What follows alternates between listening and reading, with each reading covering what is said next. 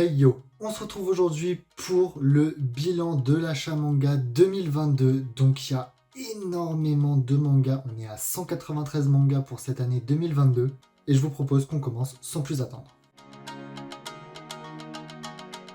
Donc premièrement, on a l'éditeur Nueve Graphics où on a un seul et unique volume, c'est l'édition Deluxe de Steam Reverie in Amber, qui sera d'ailleurs je pense le seul Nueve Graphics de ma collection, en tout cas pour le moment, ils ont rien sorti d'autre qui m'intéressait pour l'instant.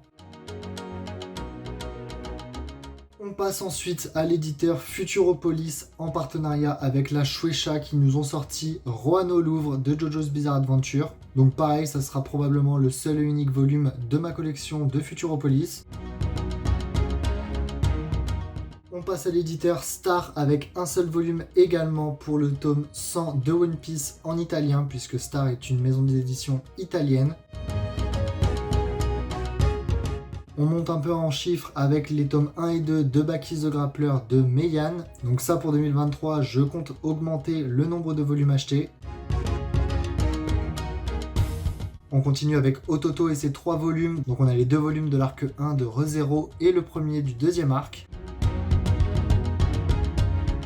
On continue avec Ankama et également 3 volumes, donc les 3 premiers Space Punch. Pour finir, et toujours avec 3 volumes, on a K-Books et les 3 volumes de Solo Leveling, donc le 5, 6 et 7, dont le 5 et 7 en collector. Vient ensuite l'édition Nobinobi avec 4 volumes, donc les 4 premiers Horimiya. On continue avec Panini Manga et 12 volumes. Donc le premier volume collector de Demon Slayer, le 10, 11, 18, 20, 21, 22, 23 et 23 collector, ainsi que les 2 fanbooks et le roman. Ensuite vient Kana et ses 17 mangas, donc les 7 premiers Undead Unluck, les 3 premiers Hunter x Hunter, les 3 premiers Togenenki et du tome 5 à 8 de Sexy Cosplay Doll. Ensuite, on a Kurokawa et ses 18 volumes, donc les 3 premiers Vinland Saga, le tome 24 et 25 de One Punch Man, les tomes 7, 8 et 9 de Spy X Family, du tome 5 à 8 de Demon Slave, les 3 premiers Satan 666, les tomes 5 et 6 de Moi quand je me réincarne en slime, et enfin le 19 de la même série. Vient ensuite Pika et 21 mangas, dont les 3 premiers Your Name, les 2 premiers L'attaque des titans Before the Fall, du tome 18 à 22 de Eden Zero, les tomes 13 et 14 de The Quintessential Quintuplé, les 2 premiers No Longer Rangers du même auteur, les tomes 10 à 12 de Fairy Tail 100 Years Quest, et les volumes 5, 6, 8 et 11 de Blue Lock, dont le 8 et le 11 en collector. Également avec 21 volumes, on a Kiyun avec les tomes 31, 32, 33 et 34 de My Hero Academia, dont My Hero Academia Smash et Heroes Rising, ainsi que les 3 premiers volumes de Free RN, du tome 10 à 14 de Valkyrie Apocalypse, du tome 10 à 14 de Valkyrie Apocalypse et du volume 12 à 17 de Jujutsu Kaisen.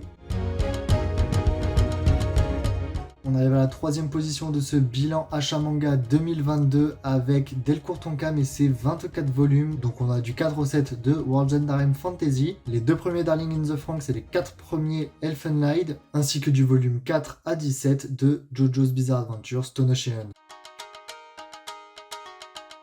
En 2e position, on retrouve Kaze et ses 26 volumes. Donc Kaze Crunchyroll, c'est devenu le même éditeur. Donc on a les 2 premiers volumes de Kaiju Number 8, les tomes 16 à 18 de Black Clover, le volume 1 de Platinum End ainsi que celui de Haikyuu, les 3 premiers Dandadan et les volumes 8 à 11 de Mashle, ainsi que du volume 1 à 11 de Chainsaw Man dans ce coffret édition Prestige, plus le roman Buddy Stories.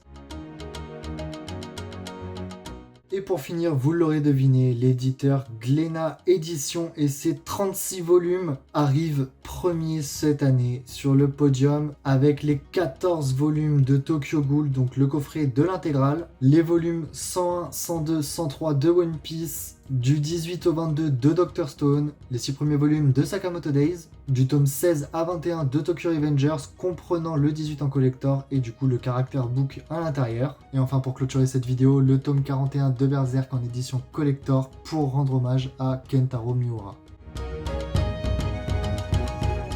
En conclusion, cette année, c'est 193 mangas qui sont arrivés dans la Mangatech. Donc ça a littéralement multiplié la Mangatech par 1,33 à peu près, c'est du à peu près, parce qu'elle a pris un tiers de son volume en plus. Donc c'est quand même assez énorme. Donc en tout cas, j'espère que cette vidéo vous aura plu. Si c'est le cas, n'hésite pas à lâcher ton meilleur Dragon Like et à rejoindre la Z-Team. Sayonara!